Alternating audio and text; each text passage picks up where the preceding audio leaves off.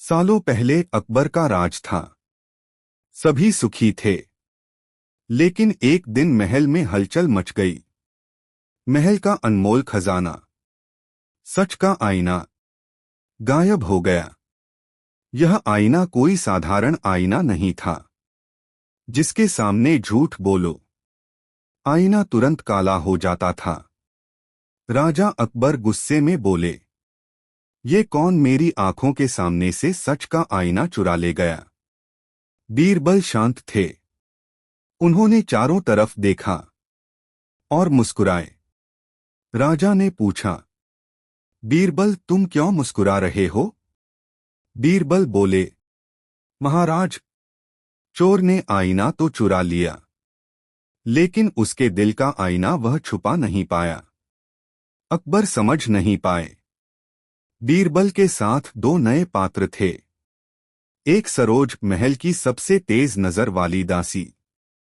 दो महफूज, राज्य का शाही नक्काश, जो चीजों की बारीकियों को पहचानता था। बीरबल ने सबको बुलाया और सिर्फ एक बात कही, सच का आईना तो गायब है, लेकिन झूठ की परछाई अभी भी यहां है। सब हैरान थे। रात हुई। बीरबल, सरोज और महफूज महल के एक पुराने कमरे में पहुंचे। यह वही जगह थी जहां पहले आईना रखा था। कमरे की दीवार पर हल्की सी खरोंच थी। महफूज ने कहा, ये खरोंच तभी बनती है जब कोई भारी चीज इस रास्ते से गुजरी हो। सरोज ने एक और बात देखी, फर्श पर हल्की सी चांदी की धूल। बीरबल बोले, कमाल है, चोर ने जल्दी में ये निशान छोड़ दिए। अगले दिन दरबार में 4 शकी लोग बुलाए गए। राजा ने कहा, इनमें से किसी ने ये काम किया है? बीरबल ने सबको एक एक कर देखा। फिर बोले, मैं सच का आईना वापस लाया हूं, और ये आईना बताएगा कि चोर कौन है। सभी डर गए। बीरबल ने एक चमकदार आईना लोगों के सामने रखा। जिसने चोरी की है, इस आईने में उसका चेहरा काला दिखेगा। चारों लोग डर से कांपने लगे। बीरबल ने उन्हें बारी बारी से आईने में देखने को कहा। 3 लोग आगे आए।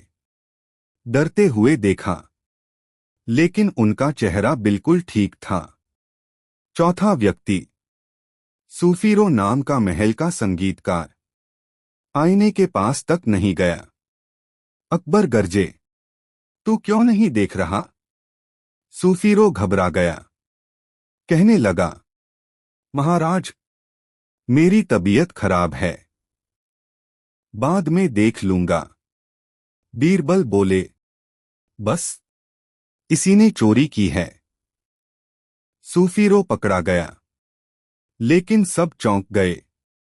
आईना तो बिल्कुल साफ था, उसमें किसी का चेहरा काला नहीं हुआ।